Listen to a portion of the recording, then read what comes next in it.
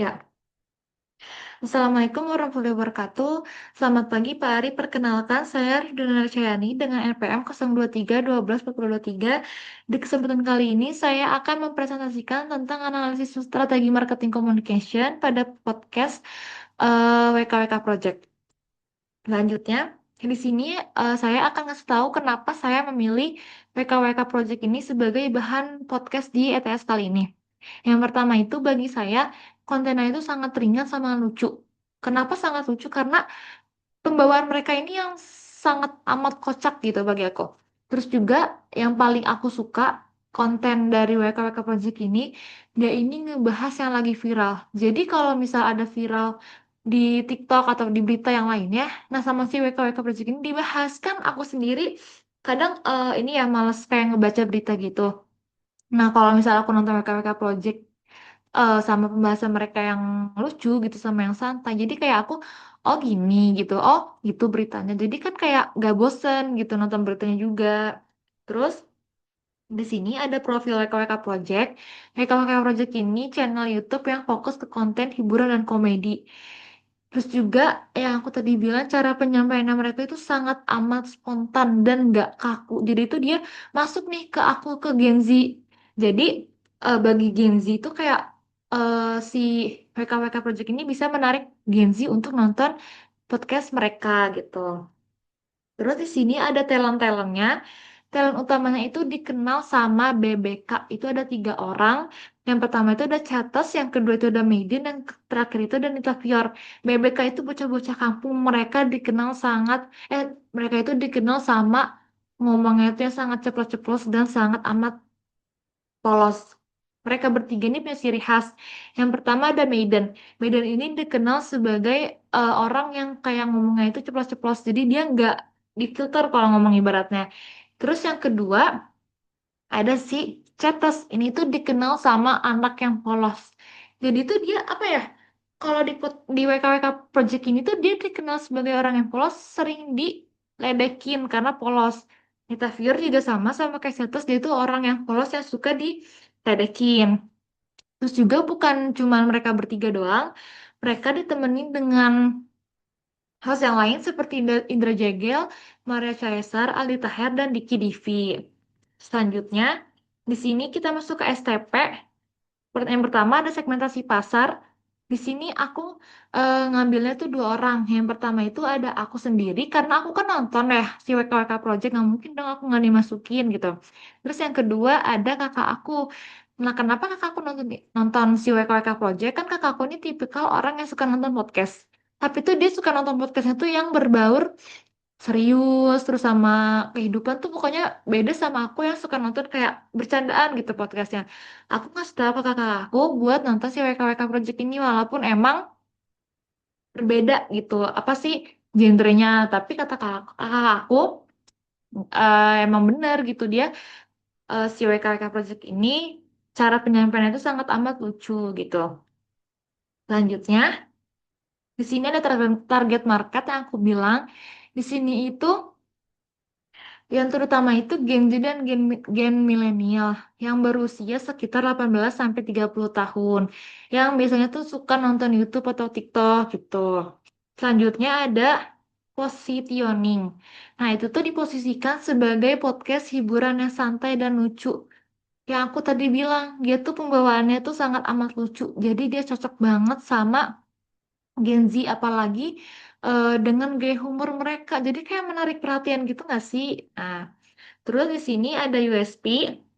Untuk keunggulan USP sendiri itu ada beberapa hal. Yang pertama dari sisi quality.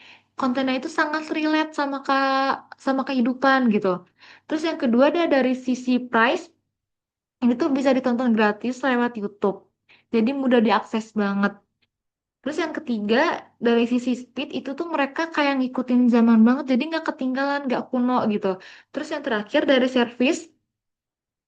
Mereka ini kayak ngasih pengalaman buat penonton lewat interaksi yang mereka yang sangat seru gitu. Jadi nggak ngebosanin, nggak menonton ibaratnya. Next, di sini ada marketing mix. Aku ngambil 4P dan 7P.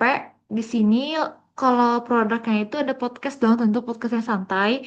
Yang kedua ada Price itu yang gratis. Yang ketiga itu ada Plus.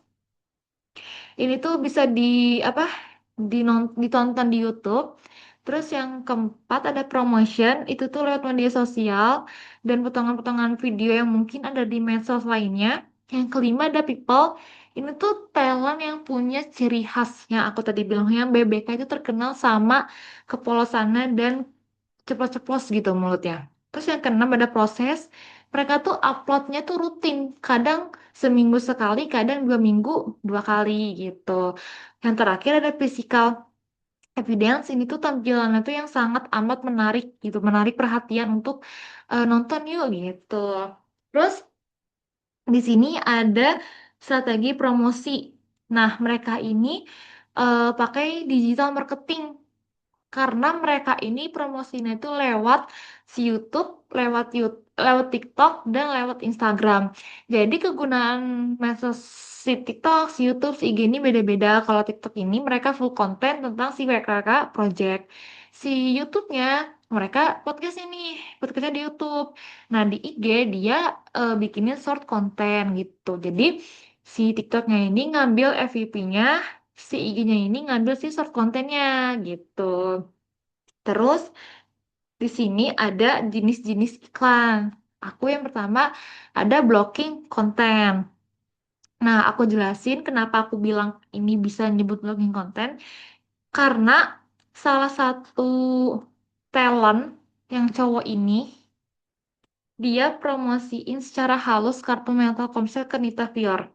Jadi waktu awal podcast si Nita Fior ini mau scroll TikTok, cuman dia nggak ada kotak. Nah si talent cowok ini masuklah itu dia kayak bilang gak punya paket, pakai Telkomsel aja gitu. Terus dia ngejelasin spesifikasi Telkomsel ke Nita Fior. Jadi tuh iklannya itu muncul di tengah-tengah podcast yang fokus ke satu brand aja kayak Telkomsel ini gitu. Terus yang kedua ada build content. Aku jelasin lagi kenapa aku bisa bilang ini build content karena waktu mereka mau pergi ke suatu tempat, mereka kan gunain mobil. Nah, si talent cowok ini menawarin mobil dia itu untuk dijadikan iklan gitu. Tapi iklannya tuh nggak kelihatan. Jadi kayak eh, si mereka bertiga ini kayak bingung mau pergi tapi naik apa gitu.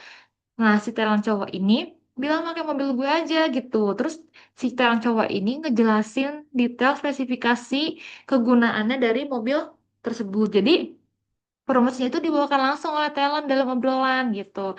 Terus yang terakhir ada product placement dan usage. Di sini aku ngambilnya makanan, makanan dari Dilan. Itu kayak wafer kalau nggak salah. Itu tuh dipajang di podcast mereka, ditayangin, tapi juga mereka konsumsi makanan tersebut. Jadi nggak cuma dipajang, mereka produk placement dan research itu tuh ditampilkan dan digunakan begitu. Terus di sini terakhir ada kesimpulannya.